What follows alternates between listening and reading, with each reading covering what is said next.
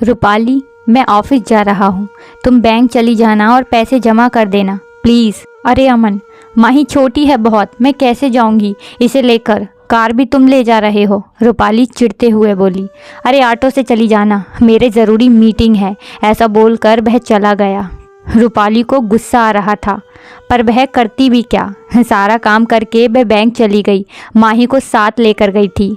अभी 6 महीने की ही थी माही।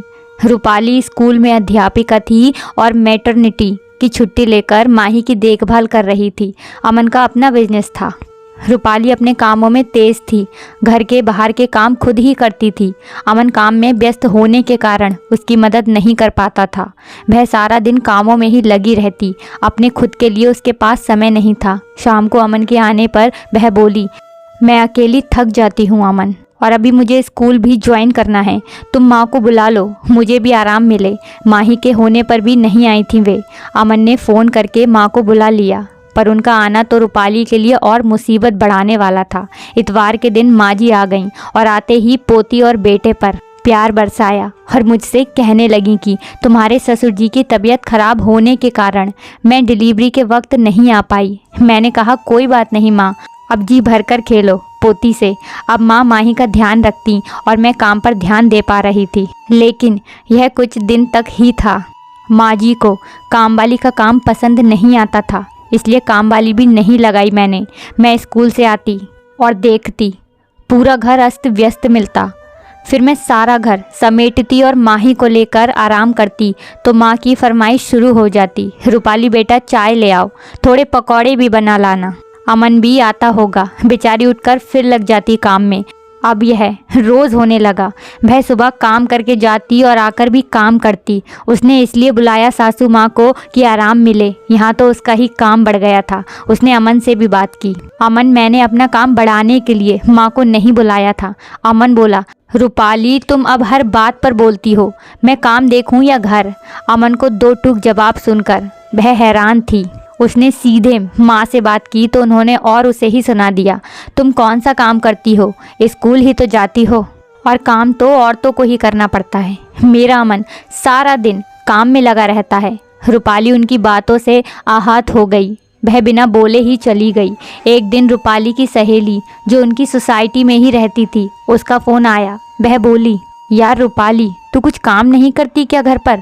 वह बोली, क्यों, मैं ही करती हूँ यार। वह बोली, तेरी सासू माँ मेरी सासू माँ से बोल रही थी कि सारा काम वो करती है, तू तो स्कूल चली जाती है और सब काम उनको देखना पड़ता है। उसकी बात सुनकर रूपाली को बहुत गुस्सा आया। वह सोचने लगी, अब बस कुछ करना ही होगा। कुछ दिन बाद शनिवार के दिन रूपाली को लेट हो गया आने में। उसने माँ को फ़ोन कर दिया कि वह लेट हो जाएगी, आप खाना खा लेना। जब वह आई तो सामान फैला था, बर्तन भी ऐसे ही थे। उसने काम किया और माही को लेकर सो गई और माँ को बोली, आप चाय बनाकर पी लेना। उसकी सासू माँ उसके स्वभाव से आश्चर्यचकित थीं। शाम को भी खाना बनाकर और अमन और माँ को खिलाकर कमरे में चली गई। सोते हुए अमन को बोली, मेरी तबीयत खराब है और कल इतवार है, मैं लेट उठूँगी, तुम माँ से चाय बनवाकर पी लेना। अमन ने हाँ बोला और सो गया। अगले दिन अमन उठा और माँ को बोला चाय बनाने को। वो पहले ही इंतजार में थी कि कब रूपाली आए और चाय बनाए। वे बोली, रूपाली कहाँ है बेटा? अमन बोला, वो सो रही है, उसकी तबीयत थोड़ा ठीक नहीं है। माँ ने मुंह बनाया और चाय बनाकर अमन को दे दी। अमन बैठकर न्यूज़पेपर पढ़ रहे थे कि तभी माँ बोली, बेटा टीवी पर चैनल नहीं आ रहे हैं शायद, बिल नहीं दिया? मैं कमरे से आते हुए बोली, हाँ मैंने नहीं भरा, भूल गई, और मैं नहाने चली गई। मैं आई तो माँ बोली, आज काम नहीं करना रूपाली, इतनी देर से उठी हो?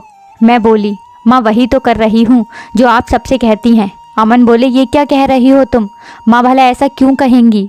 तू इससे पूछ, बिल क्यों नहीं जमा किया, काम क्यों नहीं कर रही है, ये सब इसकी जिम्मेदारी है। माँ लगभग चिल्लाते हुए बोली। बस मेरे सब्र का बांध टूट गया। मैं बोली, क्यों माँ, सब बातों की जिम्मेदारी मेरी ही क्यों है? मैं और अमन दोनों काम करते हैं और माही को भी संभालती हूँ और छोटे बड़े काम सब करती हूँ, और आप बाहर जाकर कहती हैं मैं कुछ काम नहीं करती। जब हम दोनों एक दूसरे के पूरक हैं, जिम्मेदारी दोनों को लेनी होगी ना, और सब बातों का हिसाब मुझसे ही क्यों? अमन आदमी है और मैं औरत हूँ, इसलिए नहीं माँ, जब घर दोनों का है तो हिसाब भी दोनों को ही देना होगा। माँ और अमन दोनों सुनकर स्तब्ध रह गए और अमन बोले, मुझे माफ़ कर दो रूपाली, आज के बाद ऐसा नहीं होगा। घर की आधी जिम्मेदारी मैं निभाऊंगा। माँ ने कहा, मुझे भी माफ़ कर दो बहू, मेरी सोच गलत है। उस दिन के बाद माँ मेरा साथ देती हैं और मुझे थोड़ा आराम मिलता है और ना ही मुझे हिसाब देना होता है। दोस्तों, इस कहानी से आज हमें ये सीख मिलती है कि अगर आपके साथ कभी कुछ गलत हो रहा है तो उसके खिलाफ आपको हमेशा बोलना चाहिए, क्योंकि गलत को अगर बर्दाश्त करते रहोगे तो वो गलत आपके साथ होता रहेगा। इसलिए वक्त पड़ने पर ज़रूर बोलिएगा। और आपको हमारी ये कहानी कैसी लगी कमेंट सेक्शन में ज़रूर बताइएगा। Please subscribe my channel. Thanks for watching.